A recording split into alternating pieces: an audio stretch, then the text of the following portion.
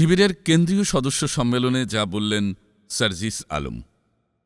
দীর্ঘ প্রায় ১৪ বছর পর প্রকাশ্যে শুরু হয়েছে বাংলাদেশ ইসলামী ছাত্র শিবিরের কেন্দ্রীয় সদস্য সম্মেলন।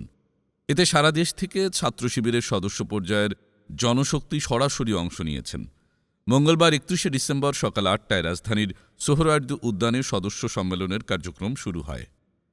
এই অনুষ্ঠানে অতিথি হিসেবে উপস্থিত ছিলেন বৈষম্যবিরোধী ছাত্র আন্দোলনের অন্যতম সমন্বয়ক সার্জিস আলম। শিবিরের কেন্দ্রীয় সদস্য সম্মেলনে উপস্থিত হয়ে তিনি বলেন, আমরা বিশ্বাস করি ২৪ এই অভ্যুত্থানে আমরা একসাথে হাতে হাত রেখে কাঁধে কাঁধ মিলিয়ে এমনকি পরিকল্পনার টেবিলে একসঙ্গে বসে যেভাবে আমাদের কাজগুলো করেছি, আগামীর বাংলাদেশ গঠনে দেশের স্বার্থকে সবার আগে রেখে আমরা ঐক্যবদ্ধভাবে কাজ করে যাব।